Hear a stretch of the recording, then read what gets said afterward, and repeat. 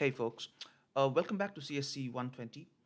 In this module, we will talk about loops.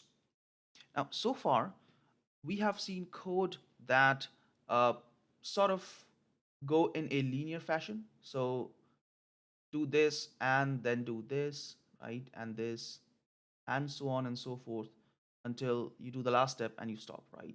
So that's the sequential, right? Sequential control.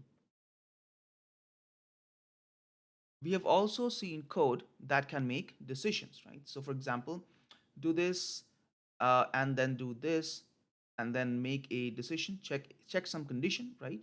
And if that condition is true, then you do this and this and this, right? And if that condition is false, you do this and this,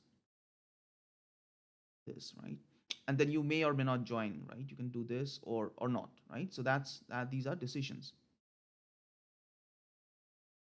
Today, we will talk about code that can actually go back, okay? So that it actually repeat.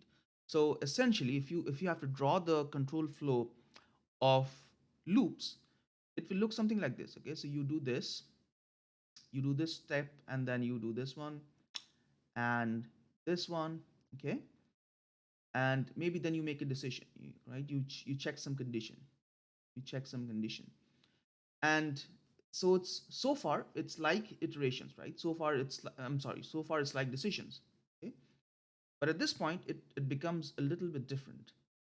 In case of decisions, you go down, right? You go in this direction, right? But in case of loops, if that decision is true, right, or false, depends on how you check that condition, right?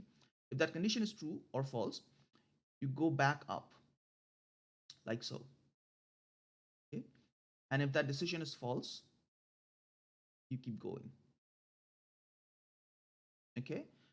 So essentially what this does is it keeps checking some condition, and if that condition is true, let's say, right, it goes back and executes this step right here, okay?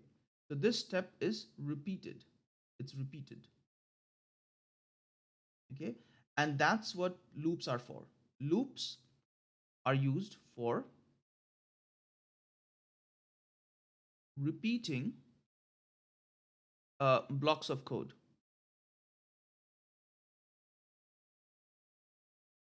okay? That's what loops are for, and that's what we are going to talk about today, okay?